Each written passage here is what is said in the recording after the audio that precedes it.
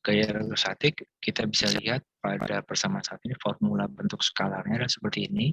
Nah, formula ini bisa atau mudah untuk digunakan bila kita hanya terutama bila kita hanya menghitung gaya oleh dua buah muatan. Karena dalam formula ini arah muatan tidak ditentukan. Jadi kita bisa lihat Q1 dan QI dan QJ ini diberikan tanda mutlak, artinya tanda muatan tidak diperlukan, akan tetapi nanti arahnya apakah kedua muatan ini tarik-menarik atau tolak-menolak bisa dilihat dari tandanya. Jadi seperti di sini sudah dibahas sebelumnya. Nah, untuk kasus yang ada di gambar 2 ini, apabila kita ingin menghitung muatan pada Q4 misalnya oleh Q2, atau pada Q3 oleh Q2, atau pada Q5 oleh Q4, dan sebagainya, kita bisa gunakan tadi persamaan 1, sehingga kita bisa peroleh hasilnya seperti ini. Nah, tapi di sini tandanya harus kita ingat apakah Q4, Q5, atau Q3, Q2 itu positif atau negatif. Nah, untuk memberikan formulasi yang lebih mudah, dari sisi tidak perlu memperhatikan tandanya, cukup langsung kita masukkan ke dalam persamaannya adalah kita gunakan yang notasinya bentuknya vektor. Jadi kembali di sini kita tuliskan persamaan sebelumnya, tapi ada notasi vektornya yaitu Fij adalah gaya pada muatan I akibat muatan J sama dengan K QI QJ per Rij kuadrat kali vektor topi Rij. Nah, Rij vektor adalah vektor I kurang vektor Rj, sedangkan besarnya adalah tanda mutlak daripada vektor ini, atau kalau kalian ingat operasi perkalian titik itu adalah operasi perkalian titik dari vektor tersebut kemudian diakarkan. Nah, vektor satuan adalah vektor dibagi dengan besarnya.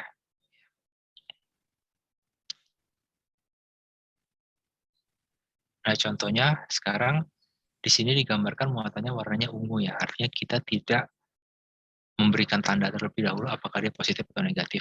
Jadi di sini ada ditunjukkan gayanya bisa dihitung tapi arahnya kita tidak tahu. Nah, kemudian R1 dengan R2 kita bisa lihat dari gambar. R1 itu posisi muatan 1 terhadap pusat koordinat, yaitu di sini ada 3,3 ya. 3,3 karena satuan kotaknya adalah mikro, berarti kali 10 pangkat minus 6. Terus kemudian R2 juga bisa dicari, yaitu 6,6. Nah, kemudian kita gunakan rumus sebelumnya R12 sama R1 kurang R2, kita masukkan formulasi di atas, persamaan 9 dan 10, sehingga bisa kita peroleh pada akhirnya R12 adalah minus 3, X topi tambah Y topi kali 10 pangkat minus 6. Nah, untuk muatan 2, kita perlukan adalah R21. Ya. Jadi kita lakukan hal yang sama, dan kita peroleh jawabannya adalah negatif dari persamaan sebelumnya. Jadi karena R21 sama dengan minus R12. Karena kita lihat dari rumusnya, R12 adalah R1 kurang R2, R21 adalah R2 kurang R1. Jadi R12 sama dengan minus R21. Jadi kalau kalian paham ini, sebenarnya cukup menghitung sekali ya. Jadi di bagian persamaan 12 cukup R21 sama minus R12. Nah, jadi di sini sudah dicantumkan. Nah, kemudian kita ingin mencari besarnya. Jadi besarnya seperti ini. Atau kalau kalian ingat sebelumnya, besarnya adalah bagian depan kuadrat tambah bagian depan belakang kuadrat tambah ini kuadrat ya. Jadi X topi kuadrat tambah Y topi kuadrat. Jadi di sini kalau X topi itu kan besarnya 1, Y topi besarnya 1. Jadi X topi itu 1, Y topi itu 1. Y topi X topi itu 0, X topi Y topi itu 0. Jadi sebenarnya perkalian dari dua suku ini ada 4 suku, tapi 2 suku 0, 2 sukunya lagi 1 dengan 1. Nah, 1 tambah 1 adalah 2 diakarkan jadi 2. Jadi semuanya 3 akar 2. Ya. Nah, karena dari persamaan 13 dua vektor ini adalah sama, hanya berbeda arah, hasilnya akan jadi sama. R12 sama dengan R21. Nah, kemudian kita mencari vektor satuan. Vektor satuannya adalah vektornya dibagi besarnya. Jadi minus 3 akar minus 3 buka kurung X topi tambah Y topi kali 10 pangkat minus 6 dibagi 3 akar 2 kali 10 pangkat minus 6. Sehingga kita peroleh jadi setengah akar 2. R12 tandanya minus, R21 tandanya plus. Nah, sekarang kita kembali ke persamaan sebelumnya. Jadi R21 arahnya ke atas ya. R21 arahnya ke atas. R12 arahnya ke bawah. Kalau kita lihat dari rumus ini,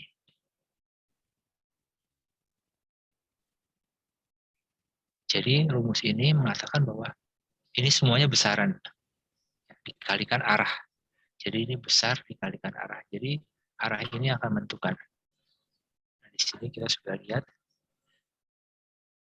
ada arahnya, sehingga nanti tinggal dikalikan besarnya. Nah, sekarang kita pilih kasus Q1 lebih besar daripada 0, Q2 lebih besar daripada 0, atau dua-dua muatannya positif. Jadi kita substitusi ke persamaan sebelumnya, persamaan di atas. Nah, kita sudah punya K, Q1, Q2, R12 kuadrat, R12 topik.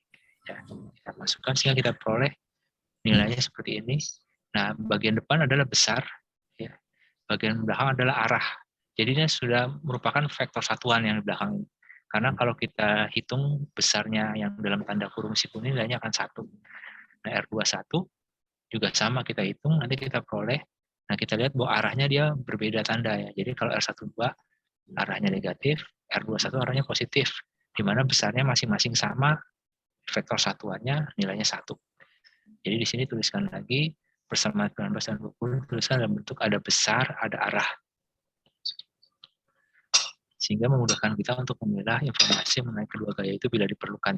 Jadi kalau kalian sudah menuliskan dalam bentuk ini, kemudian ditanya, tentukan arahnya, nah tinggal gunakan yang belakang, tentukan besarnya, tinggal gunakan yang depan. Nah, ini biasakan. Tapi walaupun demikian, kadang-kadang kasusnya tidak mudah untuk mendapatkan bentuk seperti ini ya, terutama kalau di belakang itu cukup rumit. Nah sekarang kita gambarkan, F12 depannya adalah suatu nilai, arahnya adalah minus. Jadi F12 arahnya ke bawah. F21 arahnya positif ke atas. Jadi kita lihat, bila tanda muatannya sama, maka gayanya akan tolak-menolak. Ini diperoleh langsung dari menggunakan tanda muatan dalam formulasi gaya Coulomb yang berupa vektor. Nah sekarang kalau tandanya berbeda, Q1 kurang dari 0, Q1 lebih besar daripada 0 atau positif, Q2 kurang daripada 0 atau negatif. Jadi ini seperti ini. Nah, sama seperti tadi, prosesnya hanya sekarang di sini alih-alih plus 3 jadi minus 3. Jadi kita lihat F12 nilainya kan positif, ya arahnya positif. F21 arahnya negatif. Jadi begitu kita gambarkan, kita bisa lihat F12 arahnya positif, berarti menuju F2, menuju muatan 2. F21 arahnya negatif, menuju muatan 1. Jadi secara keseluruhan kita lihat gayanya tarik-menarik. Nah, bagaimana kalau keduanya negatif? Nah, kalau keduanya negatif, sama. Kita lakukan hal yang serupa, langkah-langkahnya persis sama. Ya. Terus kemudian kita dapatkan F12 arahnya negatif, F21 positif. Jadi F12 pada muatan 1 arahnya negatif, pada muatan 2 positif. Jadi terlihat secara keseluruhan gayanya tolak-menolak. Jadi di sini, begitu kalian menggunakan notasi vektor dengan memasukkan tanda muatan, kita tidak lagi perlu memperhatikan apakah gayanya tarik-tarik atau tolak-menolak. Jadi jangan dua konsep itu digabung ya, nanti jadi kalian salah. Jadi pilih salah satu, menggunakan notasi skalar, kemudian tandanya kita gunakan sebagai informasi apakah dia tolak-menolak atau tarik-tarik, atau kita gunakan notasi vektor, masukkan semua tandanya, kemudian kita lihat dari gambar vektornya dia tarik-tarik atau tolak-menolak. Nah, bisa juga notasi vektor ini digunakan, diperiksa atau diverifikasi dengan pengetahuan tadi. Bila muatannya sama, dia akan tolak-menolak. Bila muatannya berbeda tanda, akan tarik-menarik. Nah, ini juga sama, bila muatannya bertanda sama, dia akan tolak-menolak.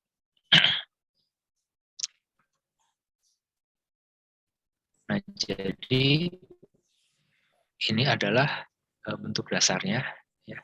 Jadi di beberapa buku itu tidak ditulis F ini, karena kebetulan besarnya itu sama ya, bagi muatan 1 dan muatan 2. Jadi F12-nya tidak ditulis indeksnya. Nah, ini akan berperan pada saat kita mau membicarakan notasinya dalam bentuk vektor ini, yang tadi yang kita sudah tulis. Nah, ini. Jadi kita ingin menghitung gaya pada muatan 1 akibat muatan 2, atau gaya pada muatan 2 akibat muatan 1, tergantung ide J-nya kita isi 1 atau 2. Nah, notasi yang kalian sudah dapatkan sebelumnya adalah bentuk yang seperti ini. Jadi bentuk seperti ini kesannya mudah, tapi begitu sudah digunakan untuk lebih dari satu muatan, ini harus hati-hati. Itu saja. Ya. Nah sekarang bagaimana bila benda bermuatan yang kita tinjau bukan benda fisik, Jadi misalnya bendanya berbentuk kawat, berbentuk bola, berbentuk silinder, dan sebagainya. Nah, di sini kita bisa lihat, bila ada dua buah muatan titik, kita ambil contohnya positif semua ya. Ini Q1 akan ditolak. Jadi gaya elektrostatik pada Q1 akibat kedua arahnya ke kiri, gaya elektrostatik pada Q2 akibat Q1 gayanya ke kanan. Jadi gayanya tolak-menolak karena tandanya sama. Nah, bisa saja Q1 itu bukan merupakan benda titik, tapi merupakan benda yang cukup besar. Ya, itu kita dapatkan sama seperti ini. Nah, arah gaya ini sebenarnya mewakili gaya pada pusatnya dia, kira-kira demikian. Nah, bagaimana bila keduanya merupakan benda yang besar juga, bukan benda titik, sama aja prinsipnya sama. Jadi tetap saja kalau tandanya sama dia akan saling tolak. Nah, pada prakteknya tidak sesederhana itu. Jadi nanti kalaupun ada, kita akan batasi pada kasus A dengan B ya. Karena kasus C ini lumayan rumit, integralnya lipat 2 dan proses matematikanya tidak sederhana. Nah, bila kalian tertarik ini, salah satunya akan diajarkan di mata kuliah elektromagnetik atau listrik magnet di program studi fisika ya. Program studi sarjana fisika. Nah, kembali ke yang atas, bila muatan titik, kita sudah dapat rumusnya tadi, kita gunakan ini. Bila satunya distribusi muatan, jadi yang ini namanya distribusi muatan, jadi muatan yang banyak berada di mana-mana gitu kira-kira, di beberapa tempat. Itu harus kita integral. Jadi Q1 tadi yang merupakan benda titik sekarang merupakan elemen. Jadi satu tanda ini merupakan elemen. Jadi kita tandakan dengan dq. Nah, kita tahu kalau kita punya dq atau dx atau dy untuk mendapatkan x atau y harus kita integralkan. Jadi ini kita integralkan. Nah, untuk yang gambar 8C, di kiri ada dq, di kanan ada dq2, di kiri ada dq1. Jadi kita harus integralkan 2 kali. Jadi K dq2 dq1 per R21 kuadrat kali vektor satuan 21. Jadi kalian lihat ya, bisa dilihat pattern-nya atau polanya bahwa kalau muatan titik semuanya Q1, Q2. Kalau salah satu distribusi muatan jadi integral dq1 dalam hal ini karena Q1 merupakan muatan yang bentuk distribusi. Tapi kalau dua-duanya distribusi muatan, kita integral 2 kali dq2 dq1. Ya. Jadi dua-duanya distribusi muatan. Nah, ini setidaknya kalian sudah pernah lihat rumusnya, walaupun implementasi nanti akan kita coba ya.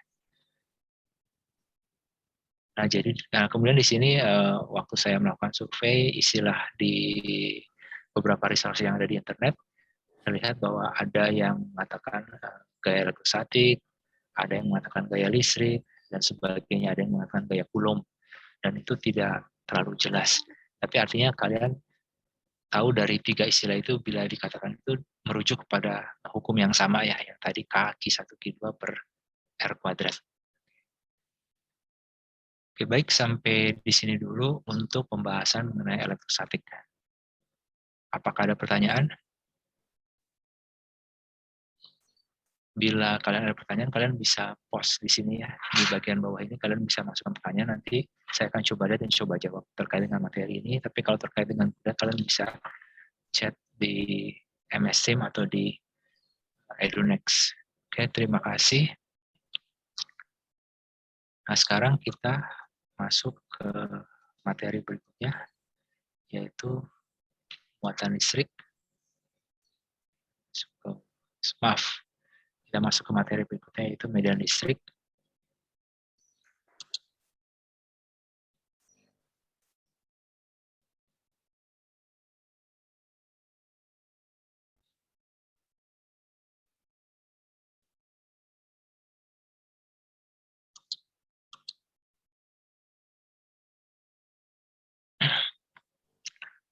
Nah, kita akan membahas medan listrik.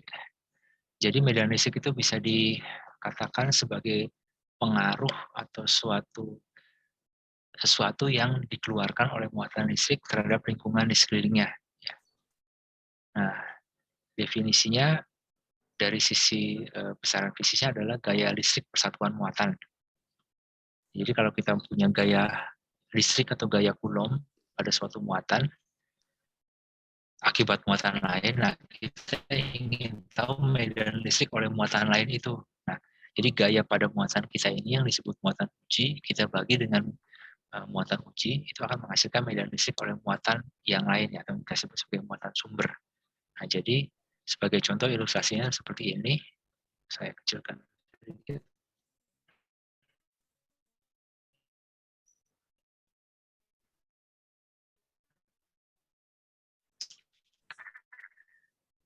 Jadi contohnya kita punya titik ini, kita di titik yang jaraknya sama, kita dapat gaya pada muatan uji, kita ukur gayanya, kemudian besar gaya ini dibagi dengan Q, F ini dibagi dengan Q, nanti akhirnya di setiap titik kita dapat arahnya seperti ini, disebut medan listrik.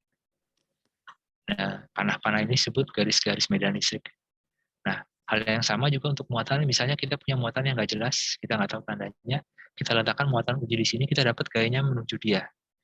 Kemudian kita letakkan di sini, kita dapat gayanya menuju muatan sumber. Nah, kemudian dari berbagai titik ini yang kita peroleh, masing-masing gaya itu dibagi dengan muatan uji, ya, kalau positif dan negatif harus dibagi, dan muatan uji biasanya dipilih yang tandanya positif, akibatnya kita dapatkan arah-arah gaya persatuan muatan seperti ini. Nah, ini disebut medan listrik, garis-garis medan listrik. Jadi di sini kalian bisa lihat mengapa garis-garis medan listrik oleh suatu muatan positif itu arahnya keluar dari dia. Ya. Jadi yang berkelebihan itu selalu mengeluarkan sesuatu. Sedangkan muatan negatif yang kekurangan itu garis-garis medan listrik menuju dia. Jadi tandanya seperti ini. Ini tanda ini mirip seperti nanti kalau kalian belajar fluida, ada source, ada sink. Source itu tempat mengeluarkan, jadi kayak air ledeng. Sink itu kayak lubang, misalnya di tempat cucian piring atau kamar mandi itu tempat air masuk. Nah, itu dari jadi sink, ini source ya. Nah, bila kita bahas masalah kembali muatan titik, bentuknya seperti ini ya. Jadi ini gaya sebenarnya boleh pada muatan sumber akibat muatan uji atau pada muatan uji akibat muatan sumber. Ini saya hilangkan indeksnya untuk mempermudah. Jadi K, Q besar, Q kecil per R kuadrat, R topik atau vektor satuan pada arah R. Nah, kemudian dengan definisi sebelumnya bahwa E sama dengan F per Q, nah Q-nya adalah muatan uji. Jadi gaya ini sekarang kita anggap gaya pada muatan uji atau pada Q kecil. Nah, medan listrik yang disebabkan oleh Q besar adalah F ini dibagi Q kecil.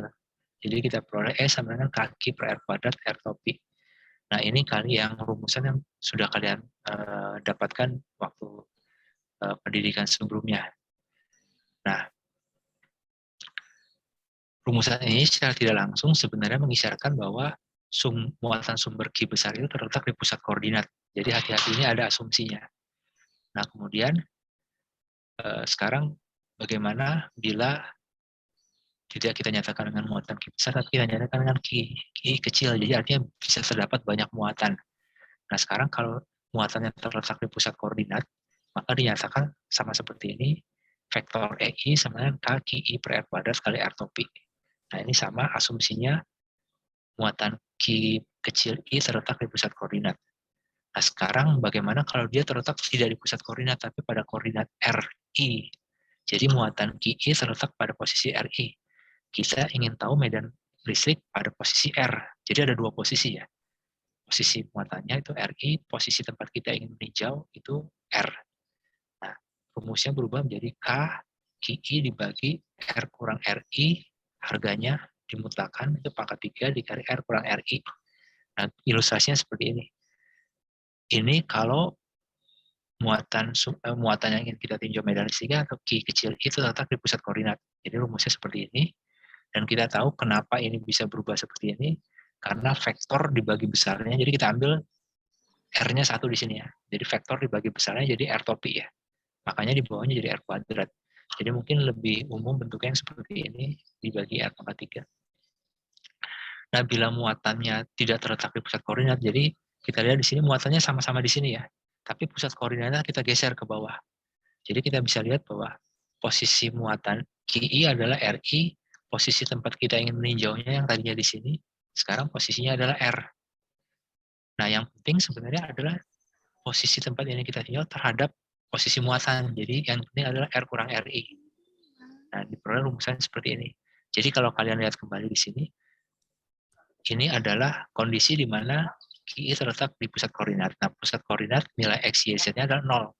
Jadi kalau bila persamaan yang sebelah kiri ini RI-nya kita masukkan 0, kita dapatkan di sini tinggal R. Di sini R kurang 0, pangkat 3, kita dapatkan besarnya R pangkat 3.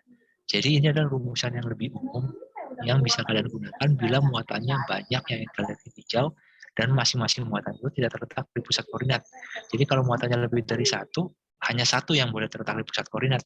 Yang lainnya harus di yang lain. Nah, untuk itu rumusan yang ini jadi tidak terlalu mudah untuk digunakan. Nah, kita beralih ke rumusan yang sebelah kanan.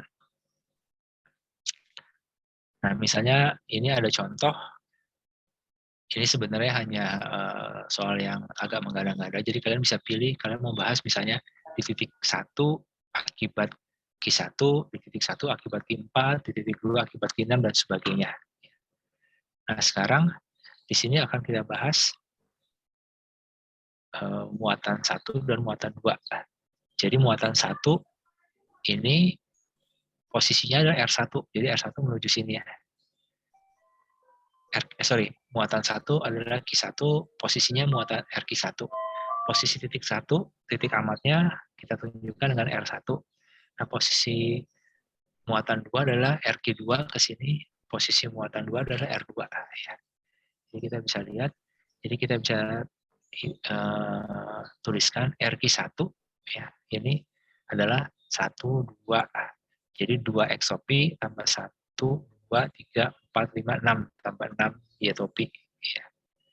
RQ2 adalah 1, 2, 3, 4, 5, 6, minus 6 XOP, 1, 2, 3, 4, tambah 4 Y-topi. Minus 6 tambah 4 Y-topi. R1 juga sama, kita bisa cari yaitu 1, 2, 3, 4, 5, 2. Berarti 4 XOP, 2 Y-topi. R2 1, 2, 3, minus 3 XOP, 0 Y-topi. Jadi cukup kita tuliskan seperti ini. Nah, bila kita ingin mencari medan listrik di titik 1 akibat muatan Q1, jadi kita selisihkan R1 kurang RQ1, kita dapat nilainya seperti ini. Kemudian harga mutlaknya, kita lihat bahwa harga mutlaknya adalah komponen X kuadrat sama komponen Y kuadrat diakarkan, jadi 3 kuadrat atau 9 ditambah 4 kuadrat atau 16, 9 tambah 16, 25 dibagi diakarkan jadi 5. Nah, R2 medan listrik pada posisi 2, pada posisi titik 2 akibat muatan Q2, dan kita memerlukan informasi dari R2 kurang RQ2. Kita masukkan dari yang di atas ini tadi. R2-nya ini, RQ2-nya ini, kita peroleh rumusannya seperti ini. 3 XOP minus 4 Y-topi. Kemudian kita cari harga mutlaknya atau besarnya vektor relatif ini, vektor posisi relatif, kita dapatkan 5 mikro. Terus kemudian kita gunakan tadi rumus medan listrik yang seperti ini, yang bersamaan 5 ya. Yang ini, kita masukkan semua informasi yang kita peroleh di sini.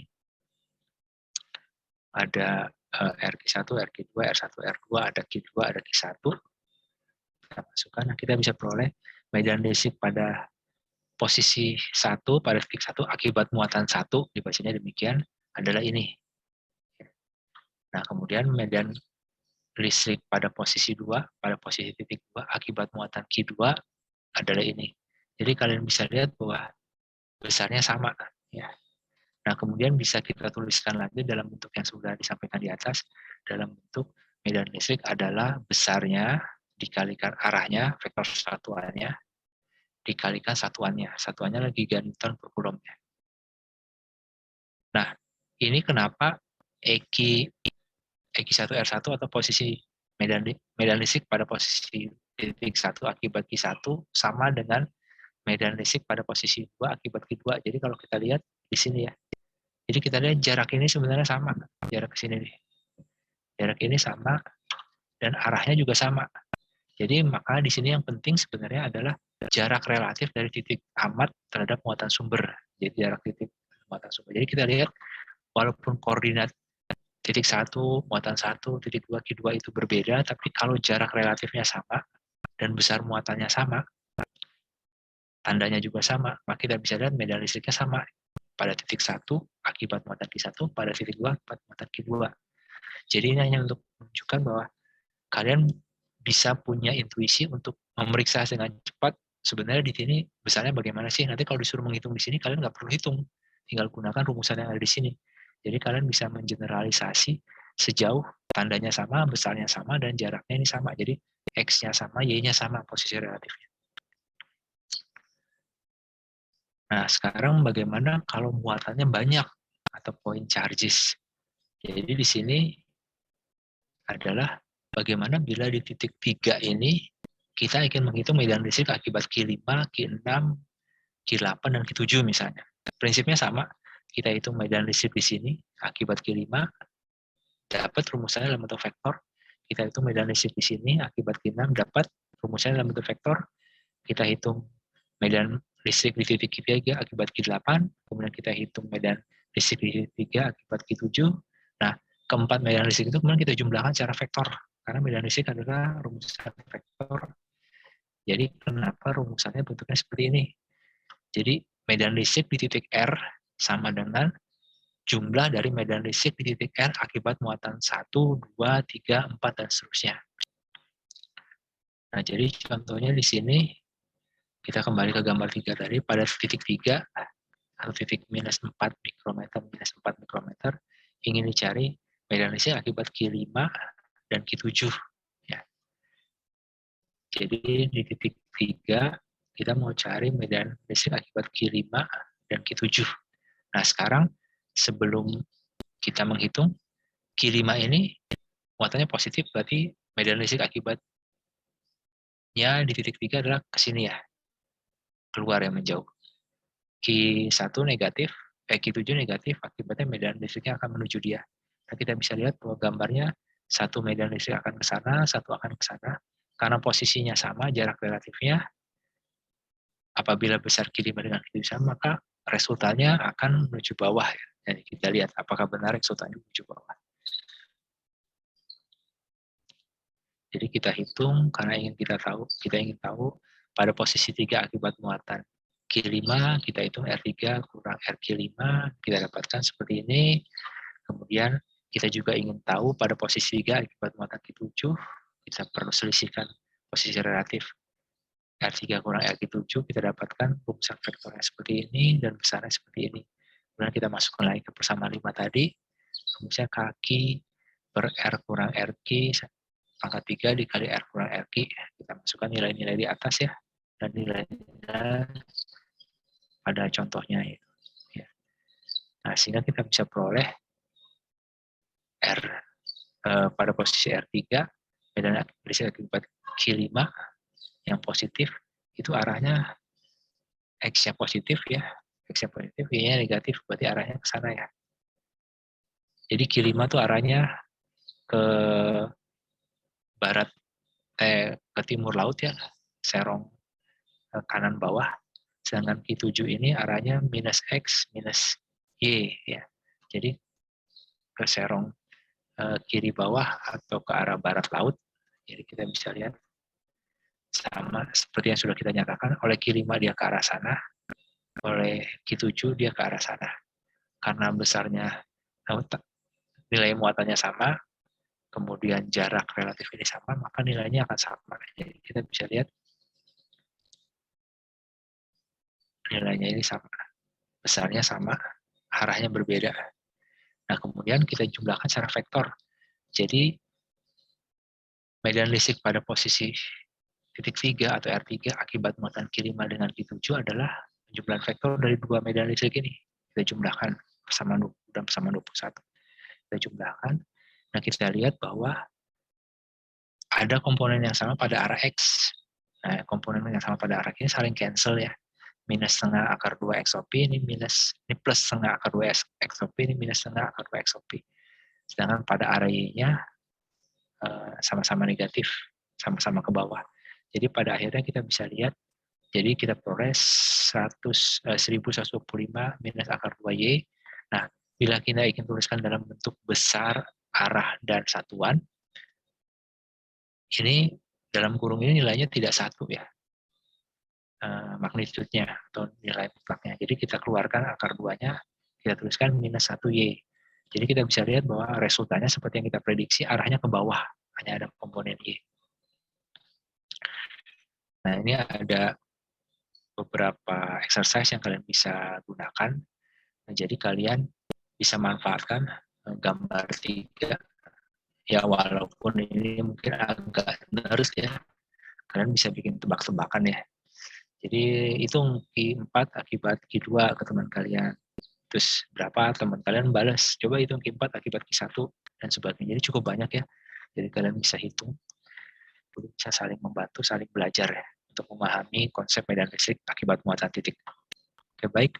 Sampai sini ada pertanyaan? Kalian bisa tuliskan pertanyaannya di bagian bawah ini bila ada, atau di EduNext ya, atau di MS Team. Silakan, nanti saya coba jawab. Nah, berikutnya kita masuk ke electric field and source ya. Jadi sumber medan listrik itu bisa tadi hanya muatan titik atau distribusi muatan. Tadi seperti gaya elektrostatik, ada gaya oleh 2 buah muatan titik, ada oleh gaya distribusi muatan, dan ada gaya oleh ada gaya oleh antar 2 buah muatan titik, ada gaya oleh distribusi muatan terhadap muatan titik, dan ada gaya oleh antara 2 buah distribusi muatan. Nah, masing-masing tadi bila dibagi muatan uji akan menjadi muatan sumbernya atau medan listrik. Nah, sekarang kita lihat di sini, kita tuliskan kembali persamaan sebelumnya, EI ya. Sekarang posisi sembarang R-nya tidak kita tuliskan ya, supaya notasinya jadi lebih sederhana lagi.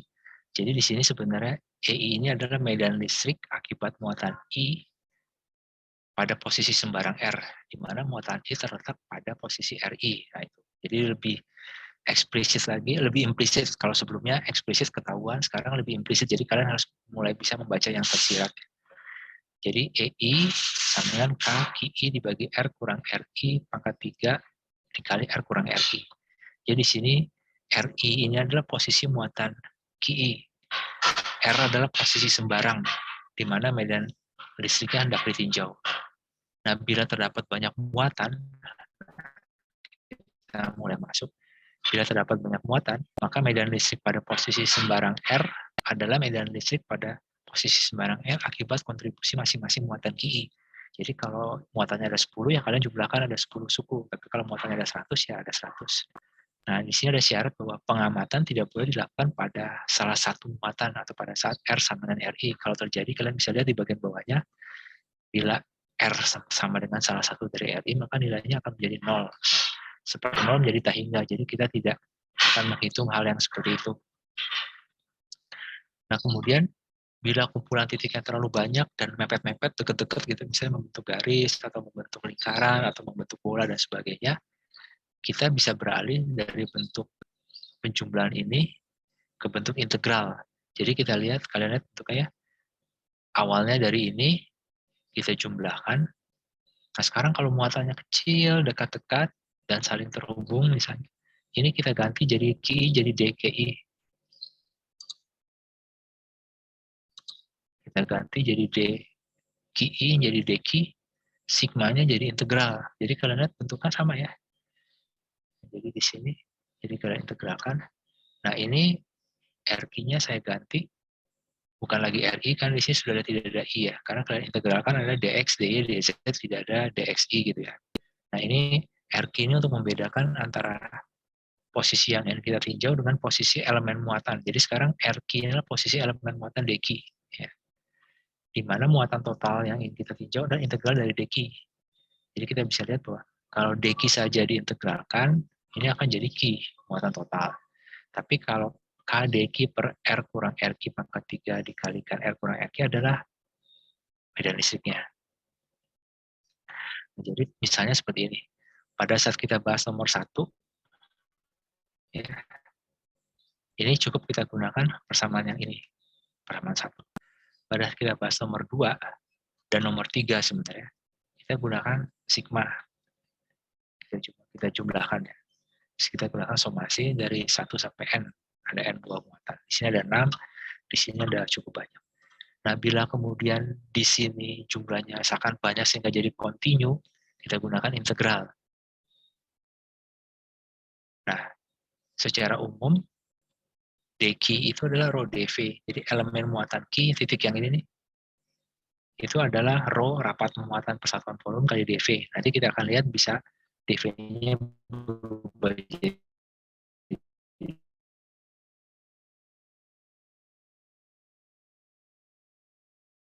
DA atau DL.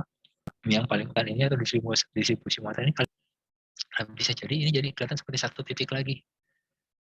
Nah, jadi antara muatan titik dengan distribusi muatan semua relatif. Bagaimana kalian meninjaunya? Ini konsepnya, tapi pada kenyataannya di soal biasanya dinyatakan ada distribusi muatan diskrit, yaitu kumpulan titik-titik, atau distribusi muatan kontinu, yaitu bentuknya seperti ini, sehingga kita memerlukan integral.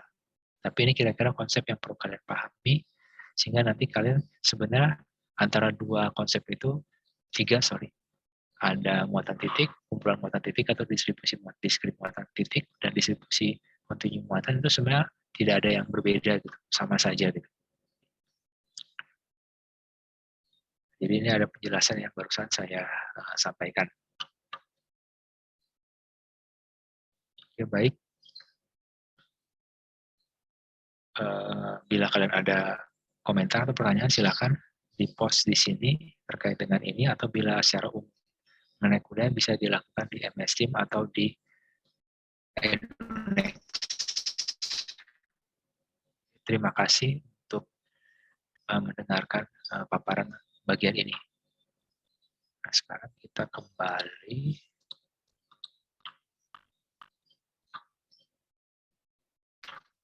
Tadi sudah medan listrik dan sumbernya, sekarang satu dan beberapa muatan titik. Sekarang kita buka sekalian aja ini.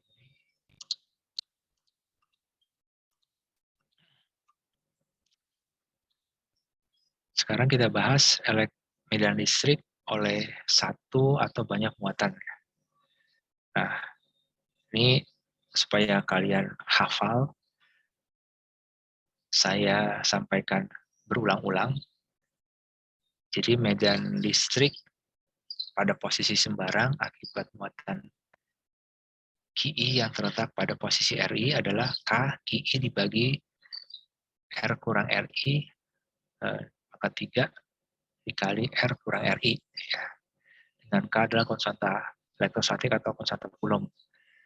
Nah, kita bisa lihat bahwa kadang-kadang beberapa buku membulatkan nilai K ini jadi 9 kali 10 pangkat minus 9 Newton meter kuadrat per Coulomb kuadrat supaya mudah. Tapi nilai sebenarnya seperti ini. Nanti kalian bisa cari dari berbagai referensi, ada nilai yang lebih lengkap lagi ya. Nah, sekarang kita bahas ilustrasi oleh 3 buah muatan.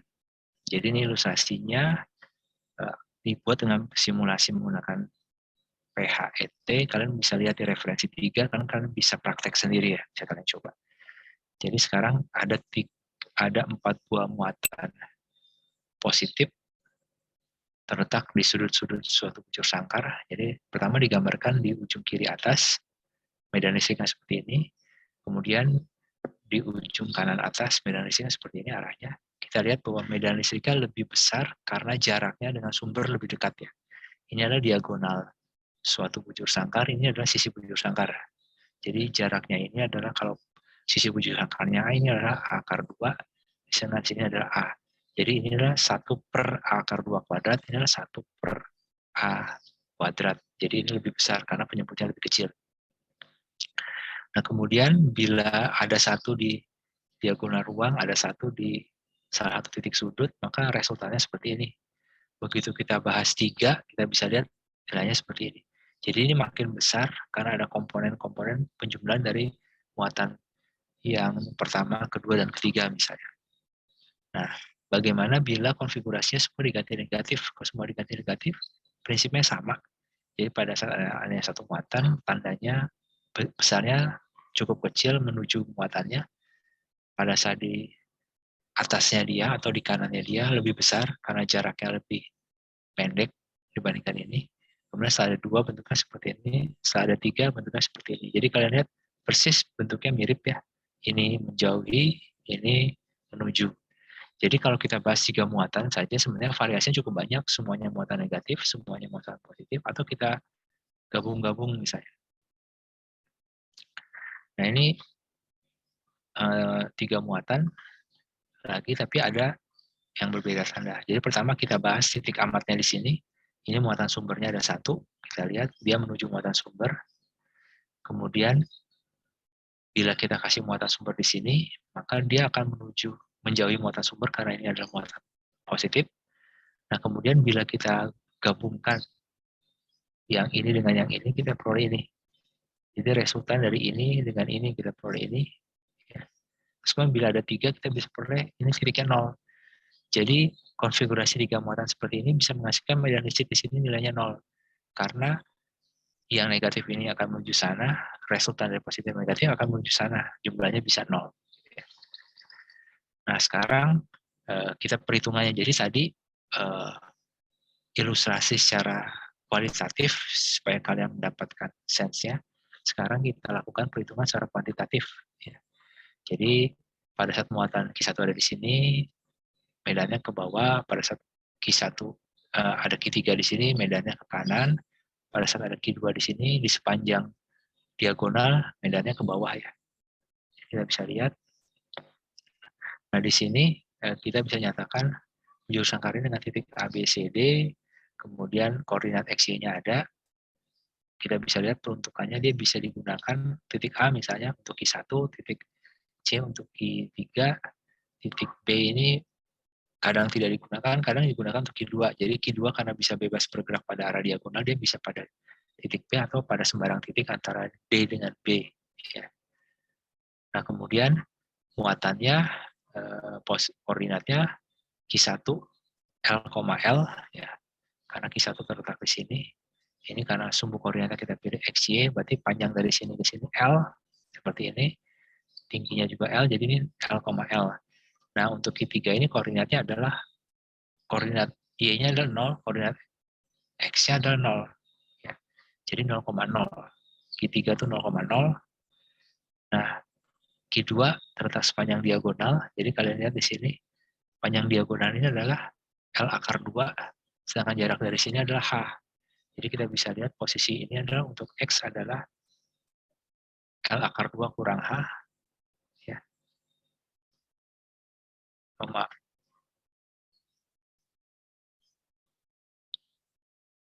Oh, sorry. Maaf. Jadi kan harus cari sinus dan kosinusnya dulu di sini. Jadi panjang ini adalah L, ini L akar 2, hanya ini kalian harus proyeksikan dulu, karena ini adalah 45 derajat, karena menggunakan, jadi hanya setengah akar 2. Jadi panjangnya adalah L akar 2. Jadi di sini komponen X-nya adalah, di sini adalah L akar 2 kurang H, itu adalah panjang ini ya. Jadi panjang totalnya L akar 2 dikurang H. Kemudian untuk komponen X, L akar 2 kurang H itu langsung dikalikan cos 45. Untuk Y-nya adalah panjangnya ini, jadinya adalah H dikali akar 2, setengah akar 2. Jadi Y-nya adalah setengah akar 2H, dari tadi tingginya adalah H, dikalikan sinus 45 derajat. Sedangkan yang ini adalah L kurang H, L akar 2 kurang H, kemudian dikalikan cos 45 derajat, jadi kita peroleh L kurang setengah akar 2H.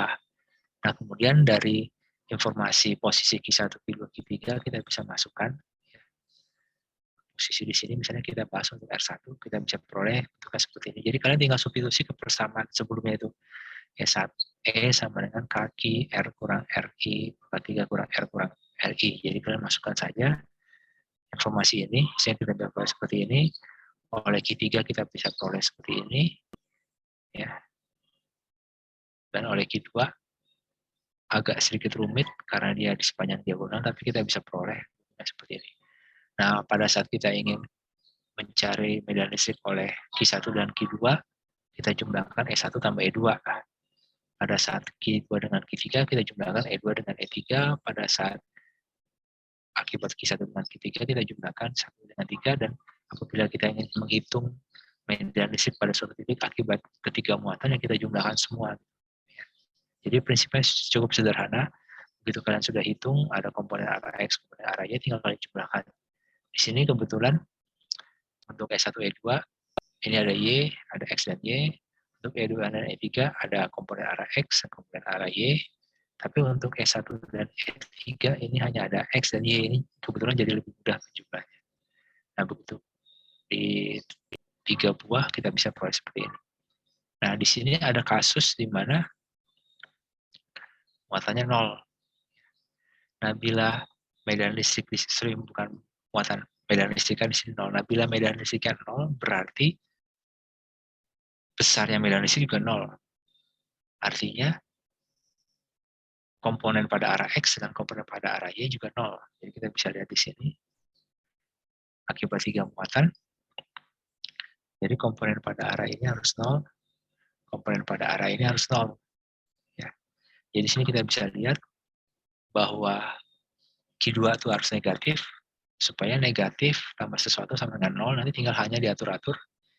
Dan di sini Q2 harus negatif, supaya negatif tambah positif bisa 0 juga. Nah, nanti hanya diatur-atur. Jadi solusinya adalah supaya mendapatkan medan listrik 0, komponen pada arah X dalam kurungnya harus 0, komponen arah Y dalam kurungnya juga harus 0. Baik. Terima kasih. Silakan masukkan komentar Anda bila ada pertanyaan. Sekarang kita jadi ada distribusi muatan diskrit. Nah, di sini yang paling mudah adalah yang disebut diskrit itu adalah bila posisi muatan itu tidak hanya ada pada titik-titik tertentu. Jadi artinya posisi muatan ada pada posisi 1, 2, 3, 4, dan seterusnya. Tidak ada pada posisi 0,5, 0,25, 0,00 sekian. Nah, kalau muatan kontinu itu hampir pada setiap titik yang kita ingin tinjau pasti ada muatan. Nah, itu bedanya. Nah, salah satu cara yang sederhana adalah menggunakan rumusan seperti ini. Jadi posisi muatan dengan koordinat IJK itu adalah NIAX XOP tambah NJ AY YOP tambah NK AZ ZOP.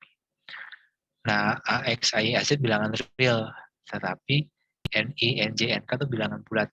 Jadi artinya dia selalu kelipatan dari AX untuk arah X, kelipatan dari AY untuk arah Y, kelipatan dari AZ untuk arah Z. Nah, ini biasa nanti kita gunakan pada saat kalau kalian masuk ke fisika itu belajar di fisika zat padat, di struktur kristal.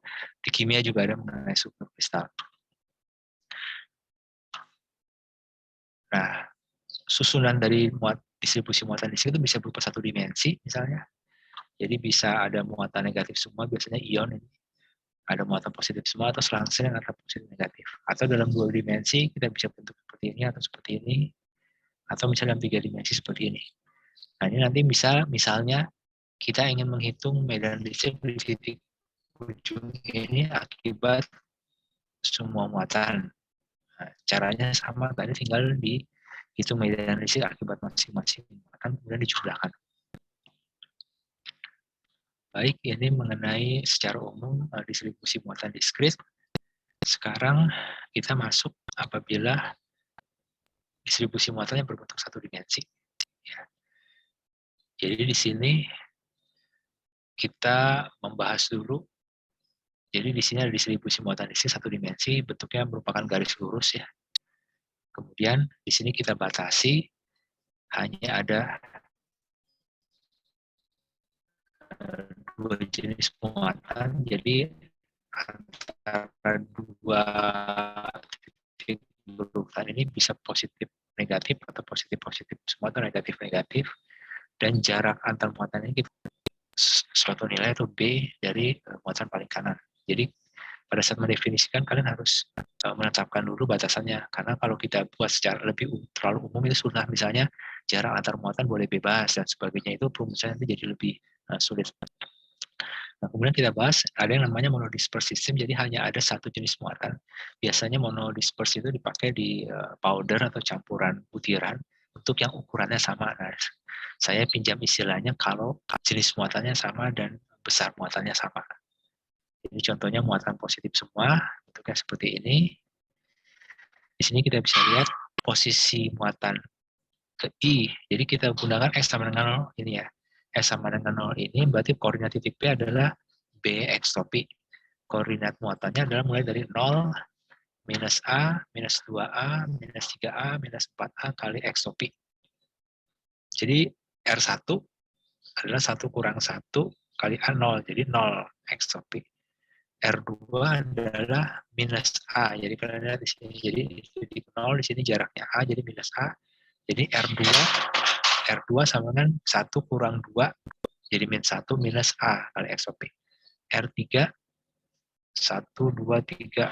R3 di sini adalah minus 2A, jadi 3, 1 kurang 3, minus 2, jadi minus 2A. Jadi kalian bisa lihat. Nah, saya harapkan kalian bisa membuat formula keteraturan ini untuk memudahkan kalian melakukan perhitungan.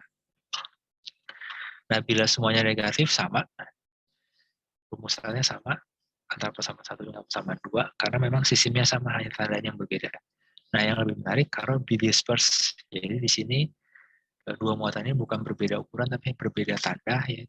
Jadi kita bisa lihat, nah sekarang kita mau indeksnya adalah Q1, Q2, Q3, Q4, Q5.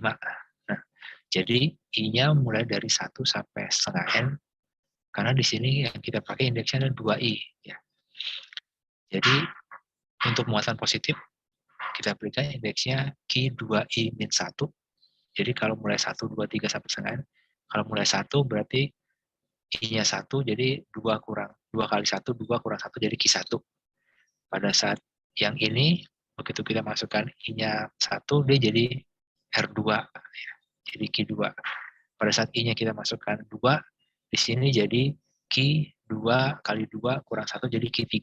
Pada saat I-nya 2, kita masukkan di sini jadi R4, dan seterusnya. Jadi kita bisa lihat bahwa ini adalah Q1, Q2, Q3, Q4, Q5. Nah, perumusannya jadi bentuknya seperti ini. Kita bisa coba, misalnya yang ini. Yang ini adalah Q1, Q2, Q3, Q4. Q4, kalau dia genap, berarti kita gunakan yang ini, berarti I-nya sama dengan 2. I-nya sama dengan 2, berarti R4 sama dengan 1 kurang 4, jadi minus 3A. Ini minus 1, minus 2, minus 3, yang kita bisa lihat. Jadi 1 kurang 4 itu jadi minus 3 ya, jadi sama di sini. Jadi kalian bisa dapatkan itu. Nah, kemudian medan listriknya bagaimana? Ya, tinggal kita substitusi saja tadi. Jadi posisi titik amat R di situ, di titik P adalah B X of P. B X of P kurang RI. Posisinya, RI-nya kita peroleh dari ini. Ya. Jadi RI adalah besarnya RI kali X of P. Jadi kita bisa peroleh seperti ini, kita dapatkan, kemudian kita substitusi. Jadi medan listrik pada posisi medan listrik akibat muatan I pada posisi titik amat P itu adalah ini. Nah, begitu kita mau menghitung seluruh medan listrik, kita tinggal jumlahkan. Jadi kita lihat bahwa di sini ada RI. Jadi nanti RI-nya akan ganti RI1, RI2, RI3, RI4, seterusnya sampai N2. Ya. Jadi dengan itu, kalian akan mudah tidak perlu menghitung satu-satu. Tapi sebenarnya untuk jumlah muatannya sedikit, mungkin lebih cepat kalau kalian hitung satu-satu sebenarnya. Jadi terserah, silakan saja. Dan kebetulan biasanya pada saat ujian saat ini, karena daring, kita biasa menggunakan notasi numerik. Nah, mungkin kalau kalian cepat secara numerik menggunakan notasi itu, mungkin lebih baik, silakan. Baik, terima kasih atas perhatiannya. Silakan berkomentar atau bertanya bila diperlukan. Nah, kita sekarang akan lanjutkan ke topik berikutnya. Sekarang bila sistemnya 2 dimensi, kembali saya tuliskan persamaannya supaya kalian lama-lama jadi hafal. Ya. Nah, 2 dimensi biasanya kita perlu namanya grid di sini. Nah, kita contohnya ini ilustrasi saja. Ada 3 muatan, Q1, Q2, Q3 tandanya Q1 positif, dan Q2 tandanya negatif, Q3 tandanya negatif. Q2 positif, Q3 tandanya negatif. Nah, kita bisa lihat medan listrik selalu segaris dengan titik yang menghubungkan arah titik amat dengan muatannya ya. Jadi untuk muatan positif, Q1 kita lihat garisnya ini, S1-nya seperti ini. Pada muatan 2 garisnya adalah yang vertikal ini, bentuknya seperti ini. Pada Q3 garisnya yang ini dan arahnya ke sana. Jadi pada muatan negatif arahnya menuju muatan, pada muatan positif arahnya keluar dari muatan, pada muatan positif arahnya keluar dari muatan. Kenapa S1 digambarkan lebih pendek dari E2? Karena jarak S1, jarak Q1 lebih jauh dari titik P ketimbang Q2. Nah, terus Kemudian medan total di titik P, medan listrik total di titik P adalah penjumlahan cara vektor dari ketiga medan listrik ini. Jadi kita gunakan metode polinomial ya. Jadi E2-nya, terus E1-nya saya pindahkan ke sini, titik awalnya, E3-nya saya pindahkan ke sini, jadi kita peroleh resultannya. Ini adalah resultan atau medan listrik total yang disebabkan oleh ketiga muatan. Nah, di bawah ini ada datanya. Dari data ini kalian nanti bisa hitung. Misalkan saja A dengan B itu nilainya berapa. Kalian mulai harus membiasakan perhitungan cara simbolik ya, karena tidak harus menggunakan angka. Nah, kemudian ada grid lain yang regular, yaitu bentuknya seperti heksagonal. Nah, ini kalau kalian tertarik nanti di kita di bidang material itu ada namanya grafen. Kemudian ada grafen itu mirip seperti kawat ayam ya, pagar kawat yang bentuknya seginam-seginam. Nah, itu nanti kawat itu bisa dilinting jadi silinder yang namanya nanotube, bentuknya ukurannya nano, itu karbon nanotube. Nanti kalian bisa pelajari itu ada di fisika material dan ada di kimia organik seingat saya. Jadi di dua program studi itu akan dipelajari salah satunya struktur seperti ini. Nah, di sini ada sedikit keunikan adalah pada saat kita membahas grid yang bentuknya rektilinear atau tegak lurus itu, vektor satuannya itu ekstopi dan y-topi itu harus tegak lurus. Sedangkan pada grid yang tidak rektilinear itu boleh tidak tegak lurus. Jadi kita pilih vektor satuannya ini A dengan B. Nah, ini titik pusat koordinatnya. Jadi sekarang misalnya kita ingin tahu posisi Q1, Q2, dan Q3 itu bagaimana. Nah, kita gunakan dua vektor ini. Jadi kita tambahkan A, jadi berapa kali A tambah berapa kali B sama dengan Q1 misalnya. Nah, itu adalah koordinatnya. Jadi kita bisa lihat di sini. Jadi kita coba ya. Titik Q1 itu adalah kita gunakan A-nya ada 1, 2, 3, 4, 5. Berarti ada 5. Yang hijaunya ini B-nya 1, 2, 3, 4, 5. Jadi koordinatnya 5,5. Nah, untuk Q3 koordinatnya adalah 1, 2, 3, 4, 5, 1. Jadi 5,1. Untuk titik P, titik amatnya koordinatnya adalah 1, 2, 3, 4, 5, 6, 7. 7. B-nya 1, 2, 3. Jadi 7,3. Sedangkan Q2 di sini adalah 8,5. Jadi 8 vektor dulu A, kemudian tambah 5 vektor B. Ini saya gambarkan seperti ini karena supaya menghemat ruangnya. Jadi kalau kalian mau lakukan langsung juga bisa. Jadi di sini 8, terus kemudian 5 ke sini. Ini juga sama, 5,5 bisa 5, kemudian 5. Mungkin kalian lebih mudah itu kali ya. Silakan aja. Ini ada koordinat-koordinatnya. Nah, sekarang bagaimana dengan totalnya? Sama dengan cara sebelumnya. Jadi kita punya muatan negatif, dua-dua punya muatan positif. Akibat muatan E2, medan listriknya seperti ini. Akibat muatan 3, ini adalah E3. Akibat muatan Q1. Maaf, ini saya ada salah ya. Ada salah, E1 harusnya ke sana ya. Terbalik, E1 saya salah arah. Jadi anggap aja Q1 itu negatif ya. Jadi kita ini, kemudian kita jumlahkan ketiga vektornya sehingga kita bisa peroleh E total. Nah, sekarang bila pada koordinat ini pemilihan arah X dan Y itu unik ya, karena dia tegak lurus. Jadi hanya ada satu pilihan dan koordinatnya dinyatakan dengan cara yang sama. Tapi pada koordinat yang bentuknya seperti heksagonal ini bisa terdapat banyak pilihan. Jadi kalian bisa memilih vektor satuannya adalah seperti ini, atau seperti ini. Nah, konsekuensinya pemilihan yang berbeda menghasilkan koordinat yang berbeda. Jadi titik A ini adalah 6,5, titik A ini di sini dengan apabila kita pilih vektor satuan seperti ini, titiknya 0,5. Apabila kita pilih vektor satuannya seperti ini, maka titiknya 5,0. Jadi kalian lihat ini berbeda-beda nilai A-nya, tapi secara koordinat kartesian nilainya sama. Jadi kita bisa bandingkan di sini. Jadi karena dia mengandung A ya, A itu adalah panjang sisi dari heksagonal ini. Jadi untuk A dengan B kita bagi besarnya A supaya hanya dapat vektor satunya saja. Kemudian koordinat titik A seperti apa? Jadi kita gunakan yang pertama di sini, A-nya di sini adalah vektor A adalah A kali X OP, vektor ini adalah sudut ini 60 derajat ya. Jadi kita peroleh adalah setengah A X OP tambah setengah A akar 3 X OP. Nah, karena dibagi A, jadi kita peroleh setengah X OP tambah setengah akar 3 Y OP. Sorry, ini untuk B-nya. Maaf, kita bahas yang ini ya. Kita bahas yang pertama ini, itu adalah ini. A-nya adalah X OP, B-nya adalah ini. Nah, koordinat titik A adalah 6,5. Nah, vektor posisi titik A ya itu adalah 6,5, berarti 6 kali ini ditambah 5 kali ini. Kemudian dijumlahkan X dengan X, Y dengan Y, kita peroleh seperti ini. Nah, untuk koordinat yang ini, pilihan vektor satuan yang ini, kita dapatkan koordinat 6,5 dengan satuannya adalah AX OP, sedangkan yang ini adalah setengah A X OP tambah setengah A akar 3 Y OP.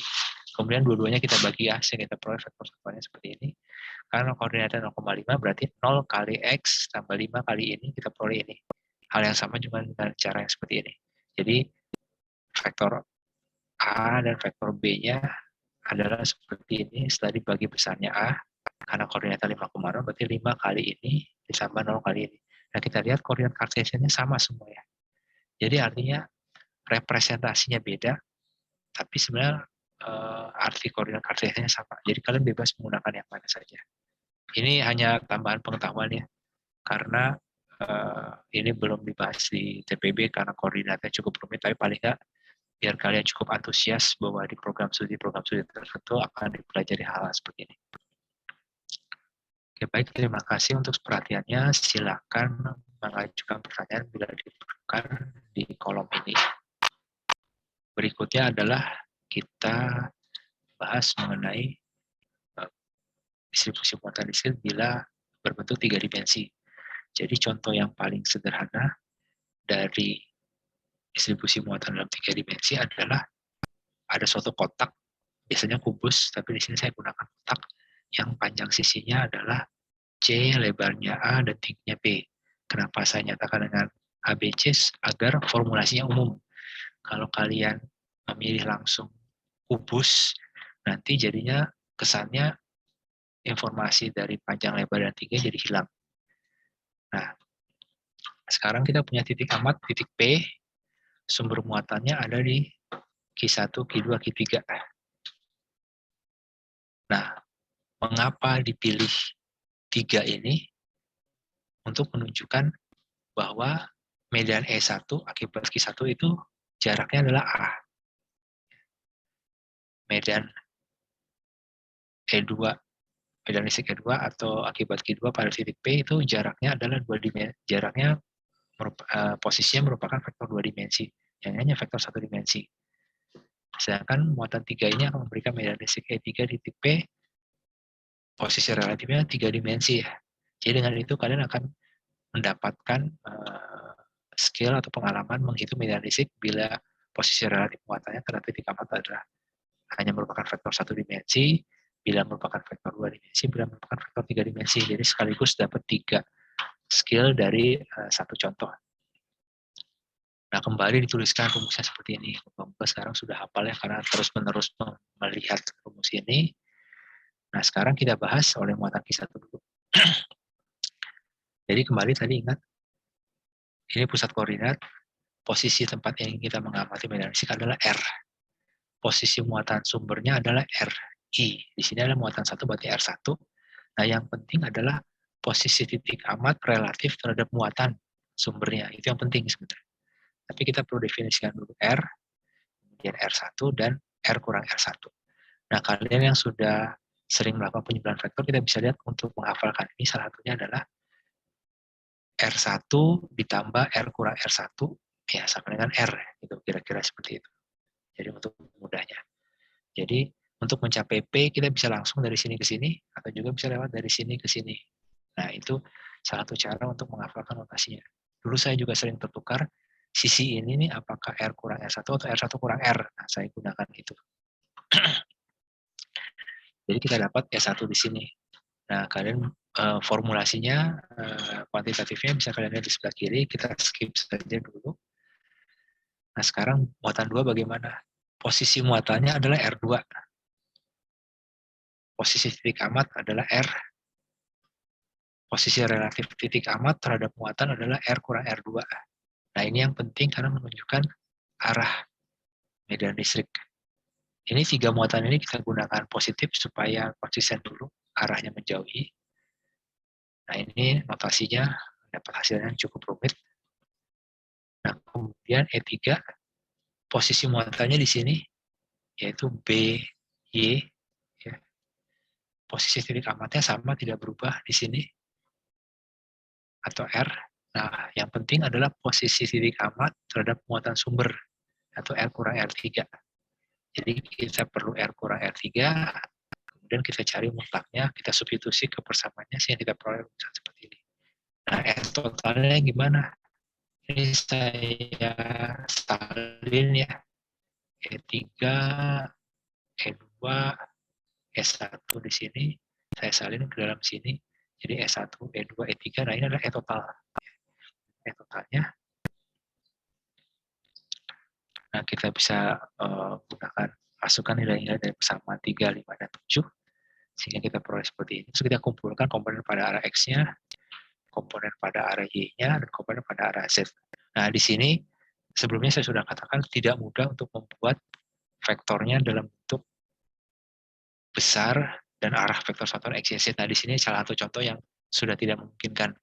Jadi kalian harus cari dulu besarnya vektornya, itu suku ini kuadrat, tambah suku ini kuadrat, tambah suku ini kuadrat, diakarkan, kemudian komponen vektor satuan pada arah X-nya adalah ini dibagi akar dari besarnya tadi, ditambah ini, dibagi akar dari besarnya, ditambah ini akar dari besarnya. Nah, saya tidak tuliskan karena cukup rumit ya, nanti malah menjadi membingungkan. Nah, kemudian kalian lihat, komponen pada arah X adalah kaki per A kuadrat. Tapi kenapa saya tuliskan di sini K1 per A2 A kuadrat pangkat 3/2. A kuadrat dipangkatkan 3/2 adalah A pangkat 3 ya. Nah, A pangkat 3 di atasnya ada A, jadi A kuadrat, jadi kembali seperti ini. Nah, di sini saya ingin menunjukkan adanya pola ya, jadi kalian bisa lihat ya. Di sini hanya ada A kuadrat, di sini ada A kuadrat tambah B kuadrat, di sini A kuadrat tambah B kuadrat tambah C kuadrat. Nah, di sini juga sama, komponen pada arah Y-nya ada A kuadrat tambah B kuadrat tambah A kuadrat tambah B kuadrat tambah C kuadrat. Di sini hanya ada A kuadrat tambah B kuadrat tambah C kuadrat. Jadi kalian bisa lihat polanya. Nah, pola ini kadang-kadang bisa terus-menerus menjadi sama, sehingga kalian bisa memudahkan, tidak perlu menghitung ulang. Nah, ini contoh yang cukup lumayan ya, sehingga dapat bisa melihat polanya.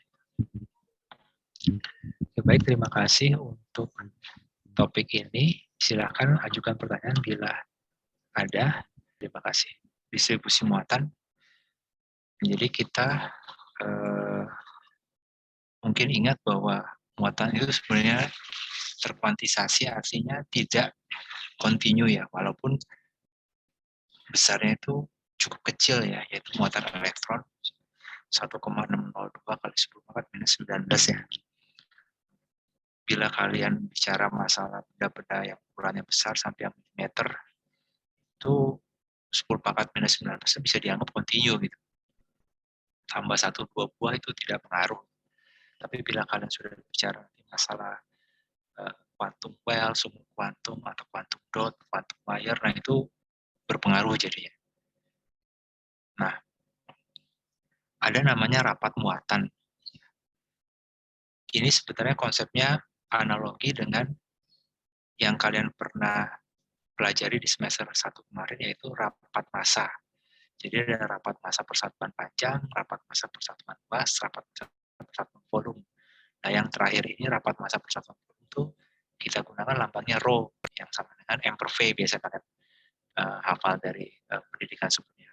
Nah, kalau rapat massanya tidak homogen, jadinya tidak rho sama dengan M per V, tapi dm dv. Nah, di sini juga sama. Ada 3 rapat muatan, itu rapat muatan garis, linear, rapat muatan permukaan, rapat muatan volume. Jadi konsepnya benar-benar mirip. Jadi prinsipnya apabila kalian kemarin mempelajari dengan baik, yang ini akan mudah beradaptasi. Jadi rapat muatan linear atau garis yang dilambangkan dengan lambda, lambda itu L ya. Jadi dalam huruf Yunani itu lambda adalah dq dl.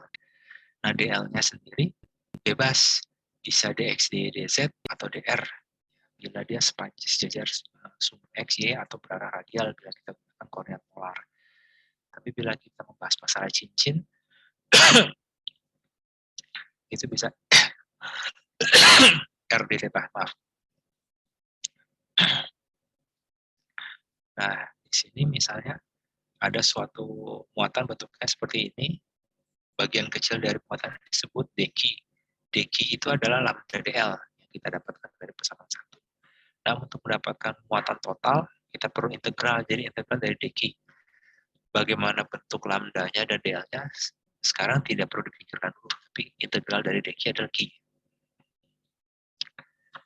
Nah, sekarang total muatannya, nah, bagaimana bila rho-nya ini, lambdanya ini homogen atau konstan, bukan merupakan fungsi dari L.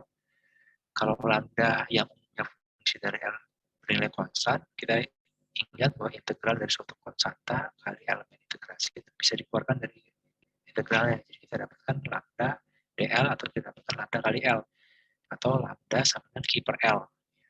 Jadi ini kalau bila rapat muatannya bersifat homogen atau seragam atau uniform dan nilainya konstan. Nah, untuk luas permukaan, untuk rapat muatan permukaan juga sama. Rumusannya adalah mirip seperti tadi, tapi lambangnya diganti dengan sigma. Sigma itu S ya, surface dA dibagi dA, dQ dibagi dA. Elemen dQ diturunkan adalah elemen luas.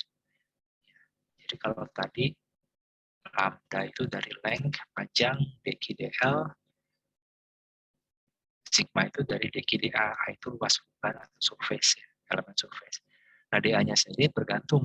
Kalau bentuk segi 4 dalam koordinat kartesian jadi dx dy, bisa juga dalam bidang YZ, dalam bidang Z dx, atau apabila kita bahas masalah lingkaran, ada elemen section atau sektor daripada cakram, itu kita gunakan elemen bisa dr, r, d, theta, nanti kita akan bahas sebentar lagi.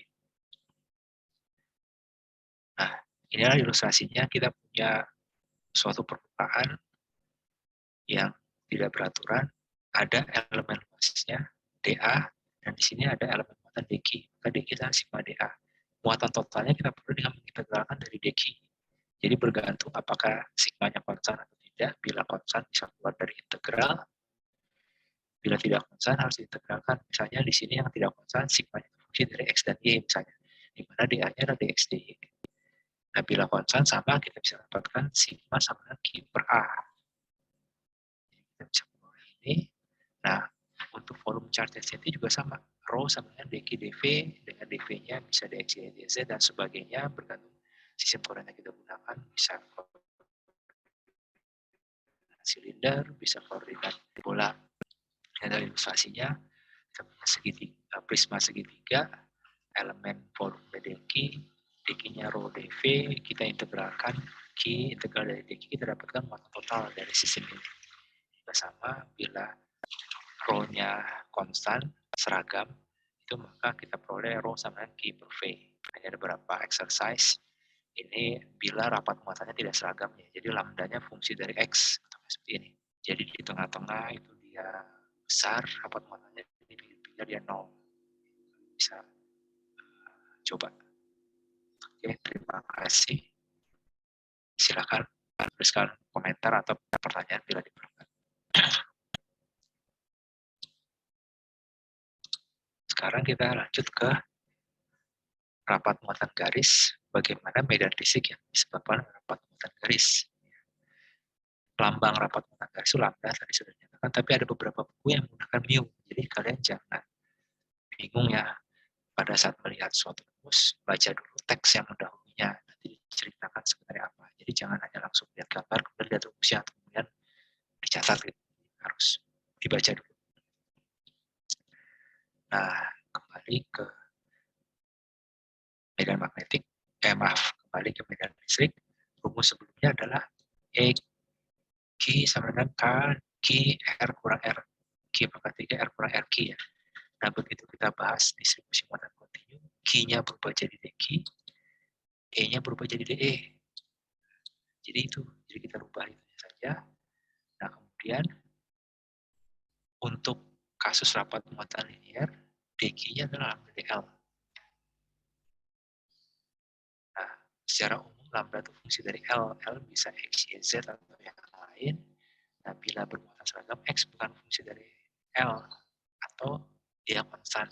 Di sini untuk bahasan kali ini kita membahas yang lambda bukan fungsi dari L. Nah, sekarang kita punya suatu kawat, suatu isolator yang bermuatan. Muatan totalnya adalah Q besar, elemen muatannya adalah dq. Di sini. Ini pusat koordinat, kita ingin membahas di sini. Titik amatnya P, jadi kita gambarkan. Di sini ada dq, dari dq menuju P ini ada vektor satuan. Vektor relatif, posisi relatif R kurang RQ, itu menghasilkan muatannya menghasilkan elemen medan listrik DE. Kita bisa lihat koordinat titik P adalah vektor R, yaitu R. Yaitu P, koordinat elemen muatan adalah RQ, X, X topi. Nah, yang kita perlukan adalah vektor posisi relatif, yaitu R kurang RQ. Ingat lagi ya, untuk mendapatkan ini adalah ini dijumlahkan ini sama dengan ini ya. RQ sama R kurang RQ sama dengan R. Nah, ingat tadi bahwa kita harus melakukan integral dari dq. Sementara dq adalah lambda dl, yang di sini dl-nya adalah dx. Jadi kita perlu mengintegralkan dari ujung kiri bahannya yang merupakan sumber muatan sampai ujung kanan. Nah, dalam beberapa rujukan dinyatakan panjang batangnya adalah L1 tambah L2. Jadi koordinat sebelah kirinya adalah minus L1, koordinat sebelah kanannya plus L2. Jadi panjang batangnya adalah total ini. Nah, ini sering membuat masalah, jadi kadang-kadang kita lupa tercampur antara panjang batang dengan koordinat. Jadi pada saat melakukan integral kita gunakan koordinat, tapi panjang batang itu adalah bukan koordinat ya. Bisa jadi koordinat tapi tidak selalu. Nah, dari gambar ini bisa diperoleh R-nya adalah vektor R-nya posisi titik amat adalah R besar kali Y, R-nya adalah X topi, jadi kita bisa kurangkan R Y kurang X topi, terus kemudian kita cari besarnya yaitu suku ini kuadrat dengan suku ini kuadrat, substitusi ke persamaan yang di atas tadi. Substitusi, kita dapatkan ini. Sehingga kita lihat bahwa suku yang depan dikalikan ini ada komponen pada arah Y, suku yang ini dikalikan ini komponen pada arah X. Jadi kita bisa bagi dua. Nah, jadi kita keluarkan vektor satuannya. Jadi EQX adalah integral dari dEQX minus lambda K lambda X dx sama ini. Jadi kita lihat komponen pada arah itu K lambda dx kali minus X. Jadi K lambda X dx atau tanda minus ini R2 plus lambda X2 maka 3 per 2. Sedangkan komponen pada arah ini adalah K lambda dx kali R. Y-nya tidak kita gunakan karena sudah dicampurkan di sini. Tidak dapat seperti ini. Nah, berikutnya adalah matematik. Bagaimana menyelesaikan integral ini dan integral ini. Di sini kembali kita asumsikan, ingat ya, lambda bukan fungsi dari L, atau di sini lambda bukan fungsi dari X. Oleh karena itu dia bisa keluar dari integral. Nah, kita bahas dulu persamaan 6. Untuk pada arah X, kita integralkan yang ini tanpa batas dulu. Nah, integral dari X dx dibagi akar pangkat dibagi R kuadrat sampai X kuadrat pangkat 3 per 2 adalah ini tanpa konstanta kan. Kita masukkan, kita perlu ini. Nah, ini jangan ini ya, konstanta ini adalah suatu bilangan sembarang yang apabila suku luas kalian diturunkan dEq, dx kembali ke sini. Harus kembali ke sini. Nah, untuk arah E sama. Kita dapat bentuk integral seperti ini, terus kemudian kita selesaikan yang dalam integral ini sehingga kita peroleh rumus seperti ini. Ini harusnya kalian sudah dapatkan di kalkulus ya. Nah, kemudian kita sudah punya EGX, EGY, kita sekarang lihat lagi sini. Nah, beberapa buku ada yang menggunakan acuannya theta. Jadi artinya kedua ini sebenarnya diturunkan, salah satunya menggunakan trigonometri dengan substitusi. Nah, solusi akhirnya dalam bentuk theta. Nah, bila kalian mau melakukan itu, kalian bisa gunakan syaratnya seperti ini. Tapi bisa juga memasukkan syarat tadi, integral X dari minus L1 sampai plus L2. Jadi silahkan menggunakan theta atau X, tapi harus perhatikan aturannya. Jadi di sini kalian lihat tingginya adalah R, jaraknya adalah L2 ya. Berarti tangen theta itu adalah R dibagi L2. Nah di sini hati-hati bukan sudut ini. Aturan pemilihan sudutnya harus sama. Jadi di sini, atau kalau kalian pakai sudut ini boleh, tapi ingat penyebutnya adalah minus L1, karena ini dihitung sebagai minus L1. Atau lebih amannya pakai sudut ini. Nah ini yang sering membuat salah pada saat melakukan integrasi, karena di sini di tangan theta satunya langsung diletakkan R dibagi L1. Nah di sini harusnya R dibagi minus L1. Nah kemudian masukkan medan listrik X di titik P, masukkan batasnya dari minus L1 sampai L2 dari X, kita substitusi, kita peroleh bentuk seperti ini. Jadi K lambda 1 per akar R kuadrat tambah L kuadrat kurang 1 per akar L kuadrat tambah L1 kuadrat. Nah untuk Y juga kita sama, tinggal kita substitusi. Kalian bisa telusuri satu persatu, kita peroleh seperti ini. Nah kemudian persamaan 10 dan 11 kita gabungkan jadi seperti ini. Jadi yang bagiannya komponen pada arah X, komponen pada arah Y. Nah, solusi ini sebenarnya umum ya, jadi kalian bisa putar-putar batangnya dan sedemikian rupa, sejauh kalian punya jarak tegak lurus R, dan ada panjangnya sebelah kiri, sebelah kanan, itu kalian bisa dapatkan medan di sini. Nah, sekarang kita bahas kasus-kasus tertentu ya. Jadi sekarang kalau jadi persamaan 12 ini bentuknya umum, bisa kita bahas untuk kasus seperti ini. Jadi ada lagi, ada L1, ada L2, di mana di sini L1-nya lebih besar daripada L2, di sini L2-nya lebih besar daripada L1. Jadi kalian bisa lihat arahnya ini bisa kalian peroleh dari kalau bagian ini lebih besar, berarti bagian ini kan menolak lebih banyak daripada bagian ini ya. Kira-kira demikian. Jadi artinya cenderung vektornya lebih ke arah yang berlawanan. Dan di sini kita bisa masukkan batasnya tadi yang di atas, sebenarnya ini sama saja dengan yang kita katakan rumusan seperti ini. Nah kemudian kalau di tengah gimana? Nah kalau di tengah sudah pasti L1 sama dengan L2 ya. L1 sama dengan L2 kita lihat di sini kalau L1 sama dengan L2 berarti suku ini kan jadi meniadakannya jadi 0. Jadi cocok ya. Kalau kiri kanan sama hanya ke atas. Hanya komponen pada arah Y. Komponen pada arah X-nya 0. Jadi kita lihat hanya ada pada arah Y. Bagaimana bila kita bahas di ujung? Jadi kita bahas di ujung sebenarnya berarti L1 sama dengan L, L2-nya sama dengan 0. Jadi rumus yang umum tadi ini kita gunakan yang sebelah kiri kan L1. Jadi L1-nya sama dengan L, tapi L2-nya sama dengan 0. Karena kita kan di ujung. Jadi kalau ini di ujung sini, berarti L1 sama dengan L, L2 itu 0. Jadi kita bisa seperti ini. Nah, kita peroleh seperti ini. Ya, kalau L2-nya 0, berarti yang di sini ada L2 jadi 1 per R. Karena tadinya kan R2 tambah L2 kuadrat, L2-nya 0. Jadi ini jadi nggak ada. Nah, ininya seperti ini.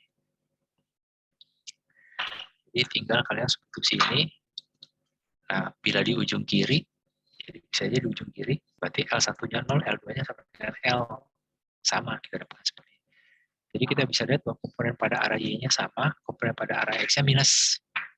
Nah, minus, jadi artinya cocok dengan gambar ini. Ini ke kanan, ini ke kiri. Nah, jadi di sini akan dapatkan hasil yang konsisten. Nah, kemudian ada yang namanya kawat tahingga, tapi hanya satu ujung. Jadi hanya satu ujung tahingga. Di sini kita bisa lihat bahwa di sini berarti L2, L1, L2 ya tadi ya. Di sini masih ingat ya. L1, L2. Berarti kalau kita taruh di sini, tapi kawatnya tak hingga, berarti L2-nya 0, tapi L1-nya menuju sama dengan L menuju tak hingga. Bisa juga kita bahas di ujung kiri. Nah, dengan ini, solusi dari gambar 6 untuk ini adalah ini tadi. Dan ini adalah ini.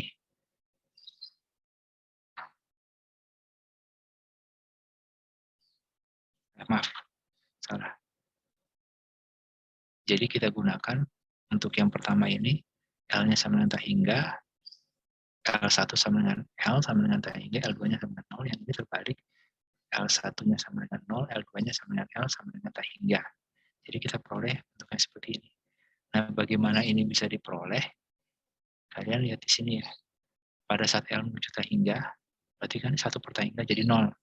Yang ini juga sama. Nah, ini ada tak hingga per tak hingga ya. Kalian masih ingat dalil L'Hopital, luas atas dibagi L, luas bawah dibagi L, sehingga kita perlu nanti tinggal 1 per R. Ya, 1 per R kali ini jadi 1 per R kuadrat ya.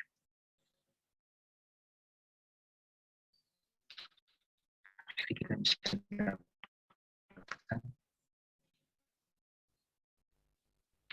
dapatkan, maaf, saya salah. Jadi dibagi L jadi 1 dibagi ini 1, ini ada R kuadrat dibagi L. Karena dia dimasukkan tak hingga, jadi suku ini jadi 0 ya. Jadi R kuadrat per L kuadrat jadi 0, jadi kita dapatkan K lambda per R. Jadi maka kita dapatkan untuk yang ujung kanan itu seperti ini. Jadi X-nya positif, Y-nya positif, yang ini. Sedangkan yang ujung kiri, X-nya negatif, Y-nya positif. X-nya negatif, Y-nya positif. Nah, ini akan kita gunakan bila kawatnya infinite, bukan semi infinite tapi infinite. Ya. Jadi kirinya tak hingga, kanannya tak hingga. Jadi artinya L1 menuju tak hingga, L2 menuju tak hingga. Nah, kita dapatkan bentuk rumus seperti ini. Ini tolong diingat, nanti akan kita bahas minggu depan di medan listrik oleh kawat lurus panjang apabila kita gunakan konsep hukum Gauss di sana. Nah, ini sama dengan penjumlahan dari ini sebenarnya. Jadi kalau namanya semi infinite, jadi bayangkan yang ini digabung dengan yang ini ya. Jadi titik ruas ini ditempelkan ke sini, maka kanannya tak hingga, kirinya tak hingga. Jadi sebenarnya penjumlahan superposisi dari dua ini kita peroleh ini tambah ini. Pada arah X jadi 0, pada arah ini jadi 2K lambda per R. Jadi 2K lambda per R. Nah, dengan itu kalian bisa melihat bahwa sebenarnya tidak banyak yang perlu dihafal, asal kalian tahu bagaimana dan merumuskannya. Baik, terima kasih. Silakan berkomentar.